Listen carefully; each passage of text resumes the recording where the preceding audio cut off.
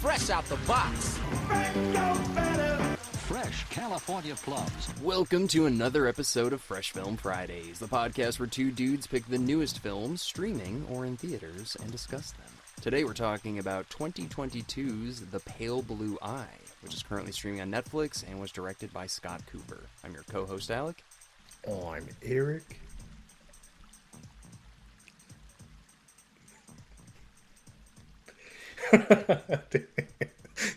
Your silence. Just kidding, it's Justin. I was like, what are we doing here? It just goes for 40 seconds of straight silence. I don't know, I'm waiting for like new stuff. You know, you just keep giving the pause. I'm waiting for like accents or like, I don't know. What do you want me to do? Say it in a French name like, I am Eric? I'm waiting. Every day you're like, I'm going to do it different. And all I've been getting is just longer pauses. So, I don't know. I'd like something new. I'm waiting for next week. All right.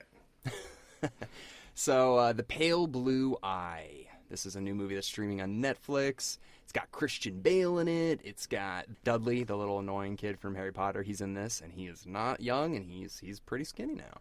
Yeah. And yeah, this was cool. This is, I believe, Christian Bale's first Netflix exclusive. I think you're right.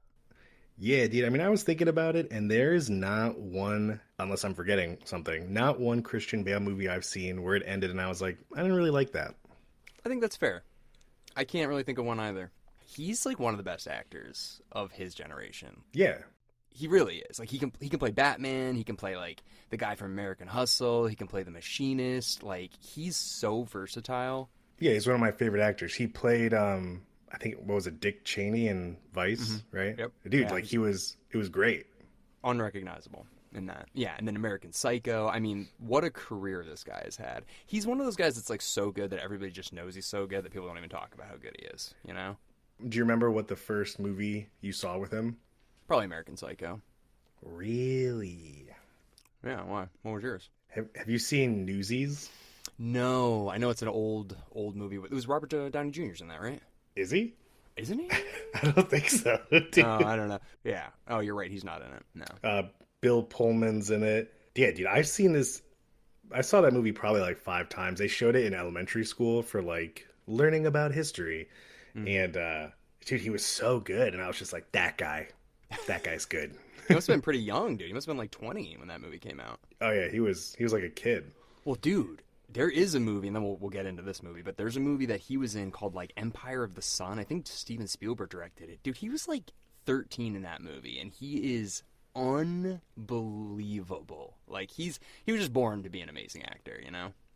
Yeah, some of the I read some of the comments where people like they said like they watched interviews with him and someone just wrote Christian Bale's British. Like no, he's just mostly in movies where he has a British accent. Like yeah, the first time I found out he was British is when I saw him in the Prestige, right? He's in that. Yeah. Yeah, and I was like, man, his British accent sucks. And then I looked at him and I was like, oh, he is British? I was like, what? Yeah, but Empire of the Sun, yeah, it came out in 1987. And he's like a kid in like World War II, gets like displaced from his family. And like, dude, he's so young. It's crazy. It's crazy you see a picture of him. Yeah, I'm looking at it now. John Malkovich. Yeah, I haven't seen it, but I've heard like people just singing his praise, and I'm just like, this is insane. A little kid can play like a war period piece and be the lead, and like I don't know. But anyways, so Christian Bale, yeah, very very cool that he's whatever suckling off the Netflix teat a little bit.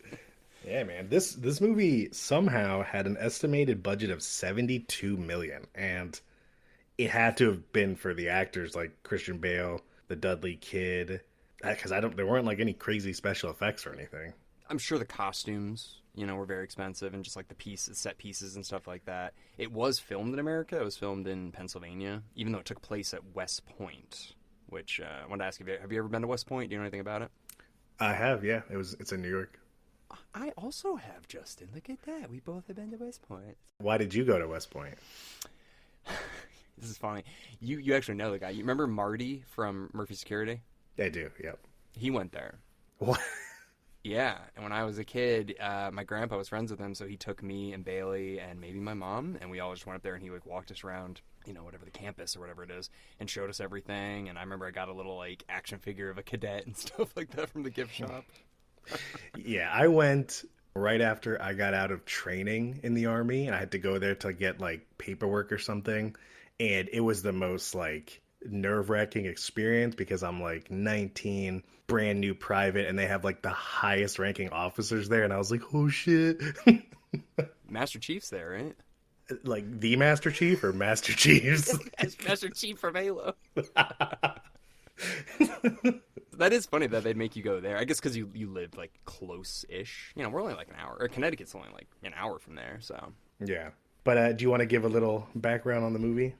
Yeah, I mean, from what I gather, because I was a little bit confused, I kind of want to walk through it with you, but pretty much it seems like there's this private detective or something. That's Christian Bale. He was hired by West Point because there's like a murder that happened at West Point, and they need his expertise to figure out what the hell happened. And he's investigating stuff. He starts working with Edgar Allan Poe, which I didn't know he was actually at West Point, which is kind of cool. So they like weave his story into it, and it's him.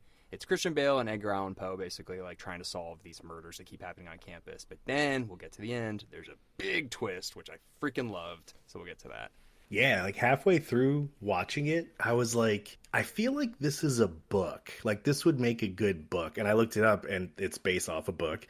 And then like 30 minutes later, I was like, did Edgar Allan Poe really go to West Point? And then I Googled it and I was like, yeah, he went there for 7 months and then got kicked out.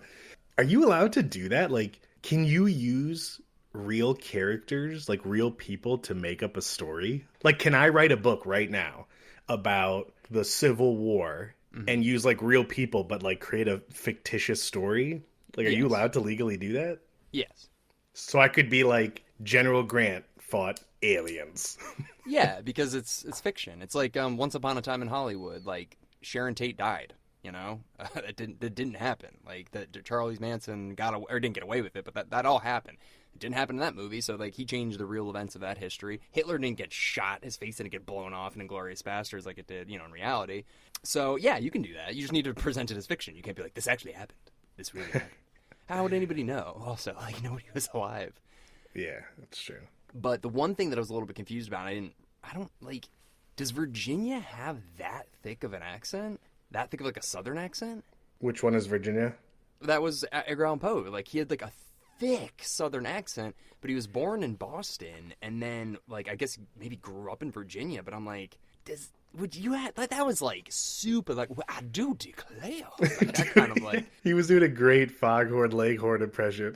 Like. But seriously, really was. So I was like, where the hell is this guy supposed to be from? And I looked it up and I was like, Boston. I was like, okay, Virginia, like, okay, but I don't know. I thought the accent was like good, but it was really thick, so. Well, it's an interesting time period because it was 1830 and like keep in mind, it's kind of like that thing where like generational accents, like if your parents come over from another, or if your grandparents come over from another country and they're like German, they have obviously German accents, and then they have kids who are probably going to have an accent too because they hear it, but eventually like through generations it fades away. So everyone still had a British accent because it hasn't been that long. But then you have these people like Edgar Allan Poe, who was born in America, who has this like super heavy Southern accent. So I found it super funny that Christian Bale's speaking with a British accent, and then you have Foghorn Leghorn over here. It was just, they were such a duo, man. Well, Christian Bale, I think they said his character was born in Scotland, but he came here when he was 15. So he had like one of those weird colonial accents. It seemed like a lot of people did, especially Scully from X-Files, also Gillian Anderson. She was like, hello there, my husband. Like, sort of, it's just like, it's like half British, half like regal American. Like, there was a very specific accent, and I thought the woman nailed it, Gillian Anderson. Wait, hold on. Which one is she? Oh. She was like the She's the wife, right? Yeah. So dude, her accent was like super pompous British woman. Like, well, that's the thing. That wasn't like British, really. That was kind of like rich American. Like if you watch that Gilded Age show, that's exactly that kind of accent that they do on HBO. Okay. But anyway, so it's like the whole movie's like a murder mystery, basically. It felt a lot like just a not as good Sleepy Hollow. That's kind of how I felt when it was over. But with a way better twist at the end. than Sleepy Hollow. Okay. See, it reminded me of From Hell with Johnny Depp and Heather Graham. Have you seen that? Yeah, isn't that about Jack the Ripper. Oh, Jack the Ripper, right. Yeah. So this reminded me of that because they thought in that movie they had suspected that Jack the Ripper was a doctor or a surgeon because of the way he was like removing organs and making cuts in people. And that's how like Christian Bale said in this movie, like, would they have to be professional to like remove the heart? And he's asking the doctor. And that's when I kind of suspected like it had something to do with the doctor. And then there was the second murder where they took it out, and that one was more like rough and unprofessional. And I assumed it was the son who was like, they were doing it together as a family type thing. But I mean, it was kind of that, but it wasn't kind of that. Dude, I was pretty confused. I thought it was going to be, there's like one scene where they're like, it was like right after the second murder, and they're like yelling at these two guys that are standing somewhere. And I think his name was Stoddard. And he looked at the guy that was getting yelled at, and he gave him a weird look, and I was like, I think that's the bad guy. And then I was so wrong. Because remember the guy that like he took off, like he ran away, and they're like, I bet he's killing everybody, and he ran away. Like they kind of do blame it on him for a second. Yeah. That's the guy that I thought it was. But, I mean, we might as well just ruin the ending right now. So basically, Christian Bale did all of this for the most. I mean, like, he's the one that killed the first guy that leads them to have this investigation or whatever. And the reason Christian Bale did this is because his wife died, and then his daughter got raped by some cadets from West Point. So he found out who they were after his daughter committed suicide as a result of that. And he kills one of them, and then it starts this whole investigation that he actually is the murderer. So, like, dude, such a good twist.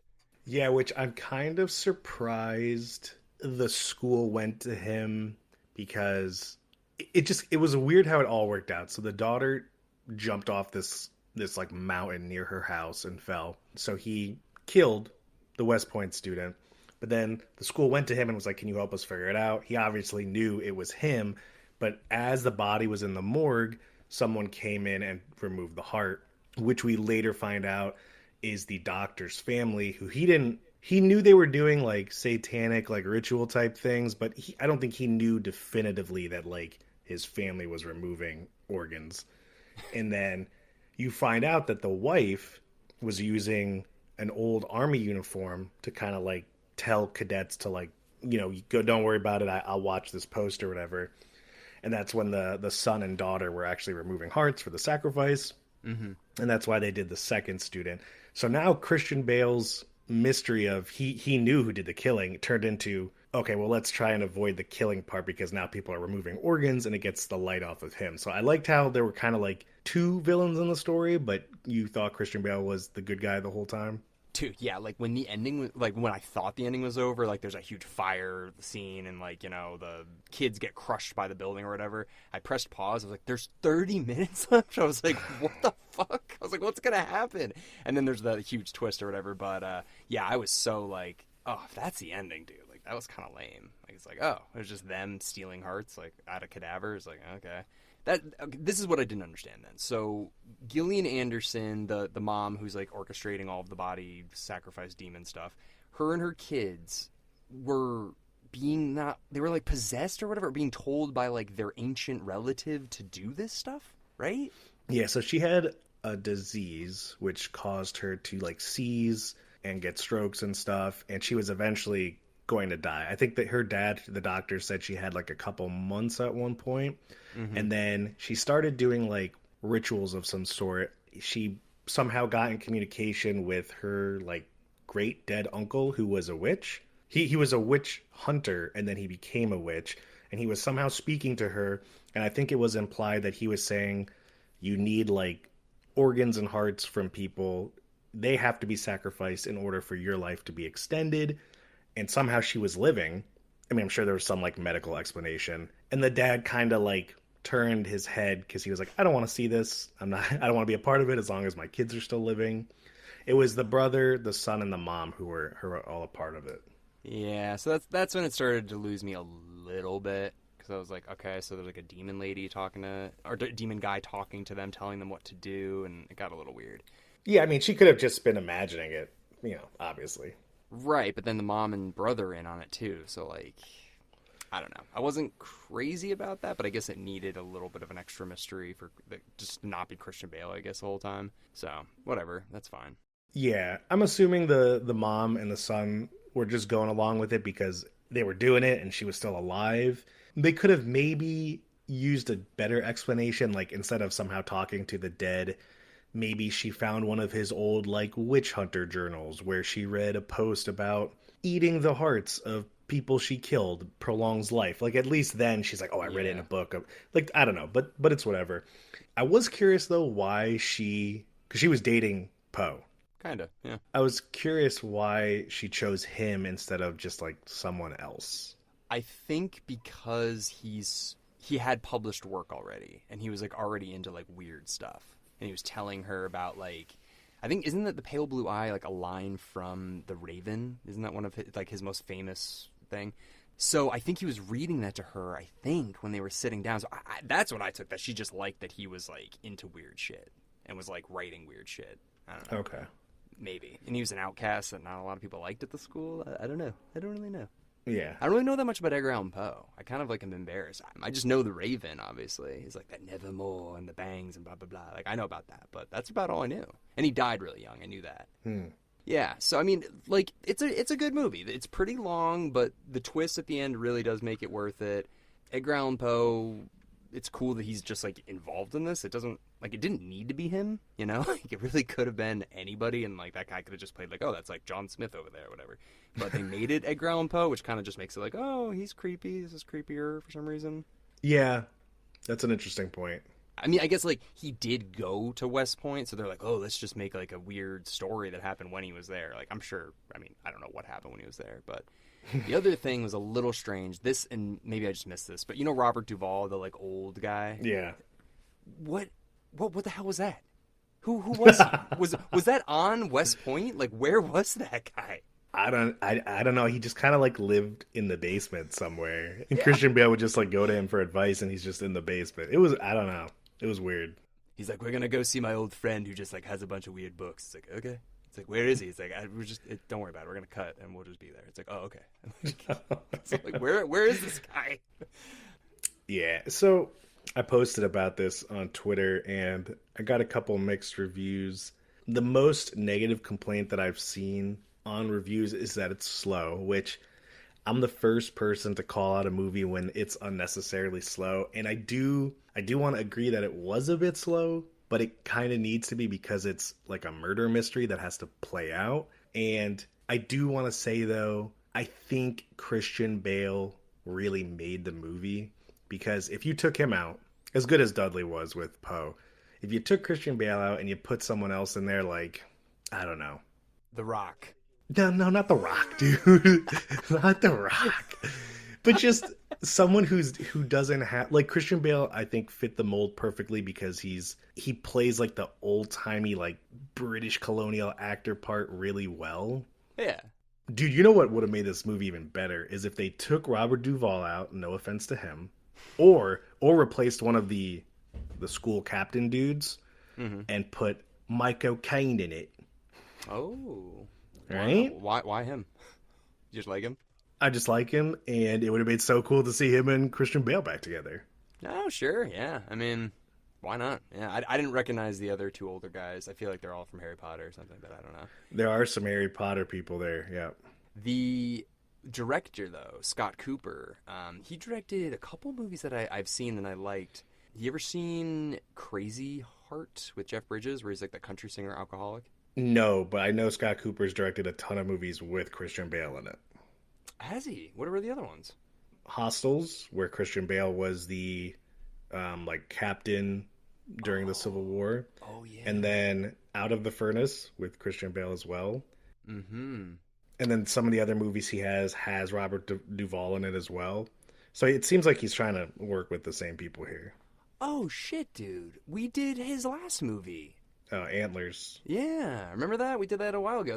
That wasn't as good as this one. I actually like this one more. I mean, it's a completely different movie, but yeah. Yeah. That was the one about like the Winnebago or something like that, right? Or like, yeah, okay. Yeah, dude, like this family bought a Winnebago for camping. No, or Wendigo. What the hell was it about? It was about some like monster. Like, yeah, this family's like, yeah, we're gonna need a camper for 4. It's just about them buying a Winnebago. It's like, that movie sucked, dude. Winnebago. No, the Wendigo, or whatever the hell the monster is. What is it? Wendigo. Wendigo. It's Wendigo. Good lord. Okay. Yeah, I do remember that movie now. Yeah. But yeah, Christian Bale, I'm glad that, he found a director that he works well with. I think he'd probably work well with any director, though. I mean, he's so good. Have you heard that one clip about Christian Bale getting mad? I think it was on, like... Oh. You know what I'm talking about. I think it was the Dark Knight set where, dude, this came out like years ago. And like, I don't know what this dude was doing, but he was like fucking up the placement of the light. And Christian Bale just went like from 0 to 10. So it's like, you're not doing your job. You're not doing your job. I'm like freaking out. I think Family Guy made fun of it. They're like, never forget. Dude, I mean... He was yelling loud. He's like, how fucking hard is it for the light? Yeah, that's... Like, obviously, I've never been, like, in that situation. None of us have. But, like, I can't imagine... Like, dude, your life's pretty awesome, Christian Bale. You're a millionaire. You just get to be having fun on set, doing different things every day. Why? Like... I'm sure something was going on in your personal life that day. Why are you freaking out? Dude, just go in your trailer, like, hang out for a minute, get a Diet Coke. Go in your Winnebago. Yeah, go in your fucking Winnebago. If no one knows what we're talking about, Google or YouTube, like, Christian Bale getting mad on set. He just, like, dude, I was listening to it the first time I heard it, and I was kind of, like, nervous. I was like, whoa. This dude's really mad. He had that freak out. Tom Cruise had that freak out during COVID. He's like, put your fucking masks on. It's just like, oh my God. And then, obviously, like the Mel Gibson and Alec Baldwin, like they get those tapes of them just like, you're a fucking pig. Like, dude, I love hearing actors when they don't know they're being recorded. Like Reese Witherspoon, when she got pulled over, she's like, you know who I am. Like that. I love it when actors don't know they're being recorded. It's so good. They're such pieces of shit sometimes. You don't even know who I am. She like had like a southern accent on because she was shit-faced and driving, and they're like, I don't care, you're arrested. But regardless, whatever. He had a bad day. He took it out on some guy that was making literally 1% of his money. But whatever, But you know what though? There's no excuse for them to yell like that. Yeah. But I'm also trying to put myself in like the heads of these people. And actually what made me think of that was watching Once Upon a Time in Hollywood with like Leonardo DiCaprio doing his like speaking out loud about his performances. And like these guys, it probably takes like a ton of mental energy for like Christian Bale to like get in the role and like be in the scene. And like I'm just picturing them like using all of their like professionalism to act, and like someone's like shining a light in their face and I just freak the fuck out. Yeah, like I get it. Obviously it's a weird set of circumstances they're under, but still, I don't know. Try not to be an asshole if you can, I guess. Yeah.